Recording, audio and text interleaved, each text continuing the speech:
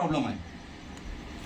बीपीचा त्रास आहे, शुगरचा त्रास आहे का कुठला ट्रीटमेंट चालू आहे असं न विचारता त्या लखन वाघमारेला डायरेक्ट त्या ठिकाणी पेन किलरचं इंजेक्शन दिलं आणि त्याच्यामुळे त्याचा मृत्यू झाला.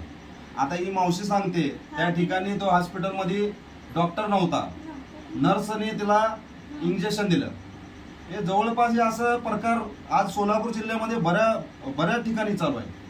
म्हणजे ह्याला पाठीशी घालतंय कोण? आज राजकारणीच्या पाठबळ असल्यामुळं या ठिकाणी ते लोक उघड हे व्यवसाय करतात का? किंवा ह्यांच्या मागं कोण? म्हणजे नेमकं एवढं सगळं काय होत असताना त्या काद्रे हॉस्पिटलमध्ये अजून एक 2 प्रकार पहिला ह्याच्या अगोदर घडलेले, त्याचं सुद्धा त्या ठिकाणी ते प्रकरण दाबण्यात आलं.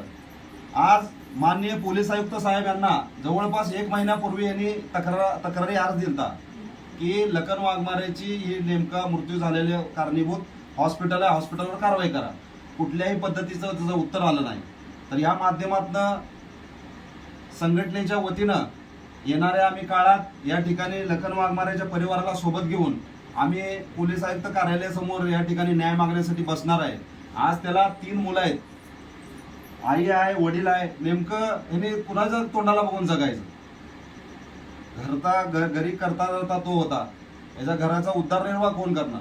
याचा पूर्ण जबाबदार ते काद्रे हॉस्पिटल असून तशा हॉस्पिटलवर लवकरात लवकर कारवाई होऊन ते हॉस्पिटल सील होणं गरजेचं आहे, जेणेकरून अजून परत दुसरा कोण लखन वाघमारे गेला मृत्यू झाला नाही पाहिजे.